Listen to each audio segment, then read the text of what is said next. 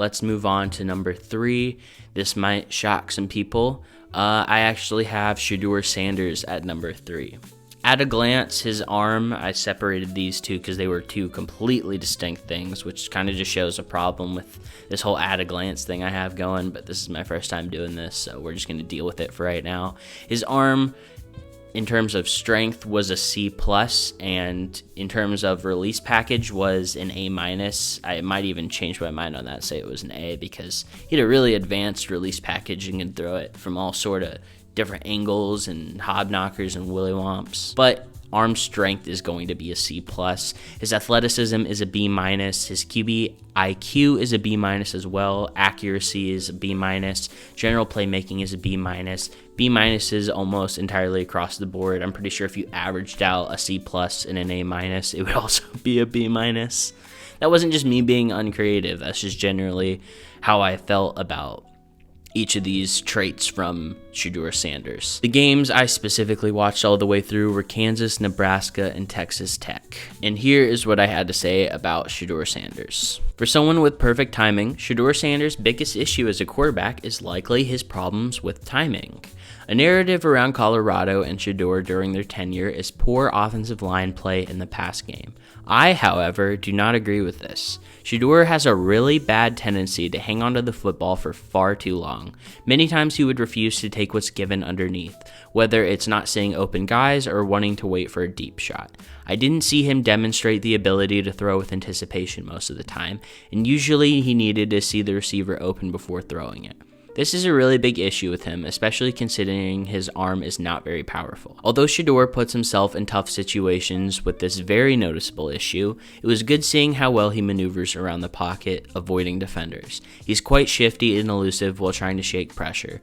I was disappointed in his footwork and drop back steps, as he would often drop back a lot deeper than he needed and can never get his feet set, making him look relatively uncomfortable most of the time. While I would say he managed pressure well from blitzes and immediate pressure, his overall pocket presence wasn't a strong suit. He had the tendency to leave clean pockets and was seemingly always on the move, never seeming comfortable yet again. When it comes to Shedeur's accuracy, I don't have many complaints in this area. His throws to the line of scrimmage or general short passes looked phenomenal. He could accurately make passes over the middle of the field and had relatively good ball placement deep. His off-platform throws were a great plus in his body of work as well. His release package was also quite advanced and varied in a lot of situations.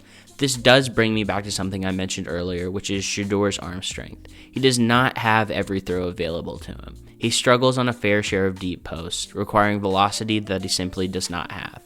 His mediocre arm strength, accompanied with his lack of anticipation in throwing, is something that scares me. Moving to athleticism, I thought he was an okay athlete. He did show a lot of really good twitch and shake in the pocket to get rushers off his trail, but his overall speed on design runs or scrambles was nothing special.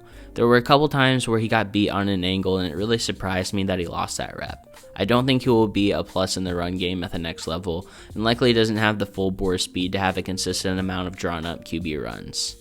Overall, Shedeur has top-tier improv ability and good accuracy. However, arm strength and athleticism will hold his ceiling down a bit at the next level. He will also need to get comfortable throwing with anticipation and will need to take what is given more often rather than holding onto the ball as long as he did in college. There was a lot of meat left on the bones with how often he passed up on short but open targets, instead choosing to run around and take lower percentage shots or just getting sacked. I frankly felt like I was watching Brock Purdy while watching his film. It feels on par considering the arm strength, athleticism, accuracy, and improv. However, Brock Purdy understands anticipation and the power of short, quick throws. These two categories will be the determining factor in his NFL success, in my opinion. I'd be very upset if I was put in a position to take Shedeur Sanders with a top 5 pick and make him a franchise quarterback. However, I do believe Shedeur's body of work in college has granted him a first-round grade. So this is another player that I think has been pretty polarizing to talk about, more so just because his last name is Sanders, obviously son of Deion Sanders. Some people have him as QB1 and think he's easily a top 5 pick in this class, if not number 1. Some people say he shouldn't even be a first round pick. I'm somewhere kind of in the middle of those two things. Like I said, would be upset if I was put in the position to take him with a top 5 pick. But at the same time, I don't think he is just immediately kicked out of the first round and doesn't belong in this draft or whatever. There was a lot of good stuff on tape, and I spent a good bit of that talking about negative stuff with him. But understand, again, like what I was saying with Kyle McCord versus Quinn Ewers, is that, if we're talking about Shedeur Sanders as maybe an early second or late first round pick, I think I'm more positive on it. But considering that the conversation around Shedeur is a top 5 quarterback, I wouldn't feel very comfortable doing that. Like I said, upside entirely just isn't really there for me. I like what he does when it comes to maneuvering around the pocket and being an athlete in that regard, but his athleticism otherwise isn't phenomenal. Arm strength wasn't that great. And I think some of the little things he doesn't understand or do very well as I'd like someone that is a top 5 pick to be. Some of the little things, like just the way he moved around the pocket. Like sometimes there would be a little bit of pressure coming in and he could have just moved over to the right, got his feet set back and try to make a pass. But instead, he would get that little bit of pressure and just run out, which I didn't particularly love. I also mentioned the lack of anticipation in his throwing. This really surprised me and maybe played into effect why he wasn't taking some of the easier given stuff, because, his vision over the field was really spotty at times. The only times he would throw with anticipation or kind of throw it up in any way, which isn't really the same thing, is when he was throwing the Travis Hunter, which I get. I do the same thing. But right now, I don't know how he fits into this draft and where he's going to go. The draft is always unpredictable, especially with these quarterbacks.